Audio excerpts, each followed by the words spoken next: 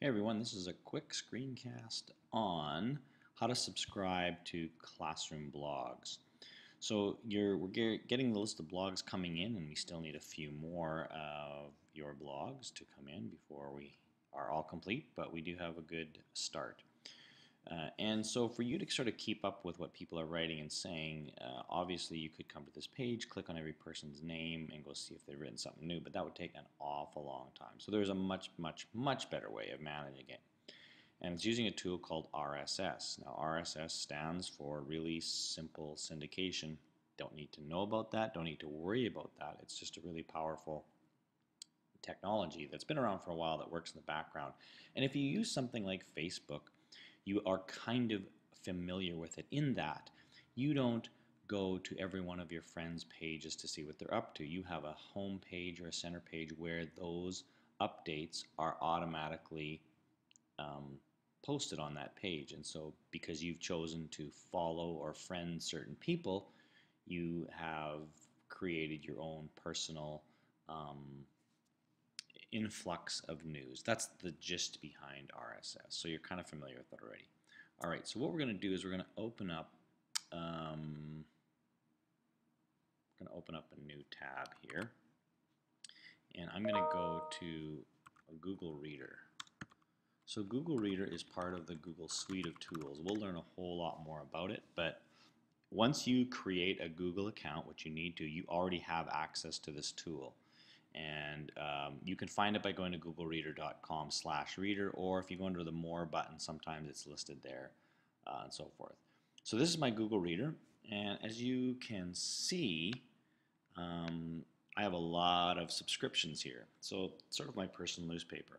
So what I'm going to do is I'm going to begin by going to one of your blogs. So let's go back here and click on Megan at the top. So I'm going to click on her name. Now watch, one thing I'm going to do here is I'm going to right click and actually open it in a new tab so that I can easily come back to this page. And so you can sort of see right under there, there's Megan's blog. Now I need to go to her blog page. So Megan's set up a little differently. So I click on Education Blog, and here it is.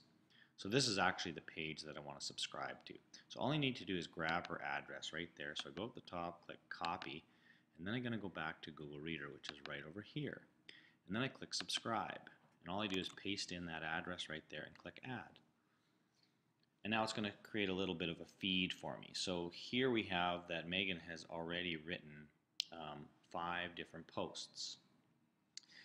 So what I'm going to do though to make this easier is I'm going to create a folder. So under feed settings here, I'm going to go down to the bottom of this, and let me just see if I can shrink this page so you can see what I'm looking at here.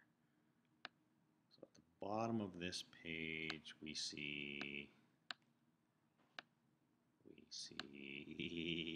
where is my bottom of my page here? Sorry, I've just messed up it is at the bottom.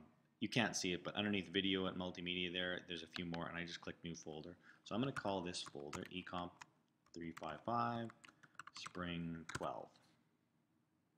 I can have a space there if I like, and click OK. So now she's in that folder, but because Megan's chosen a different name for her blog, which is fine. I encourage people to be creative and choose something like that. But for me, I'm going to actually rename this subscription to Megan. And I could put her last name on there. I'm just going to leave it for Megan for now, and I'll click OK. So what's happened now is over on the left-hand side under my subscription, you see I've got this folder now called ECMP 355 Spring 12, and you can see Megan's name there. You can also see that it's black, meaning that there are some unread items. You can see all these other folders I've created.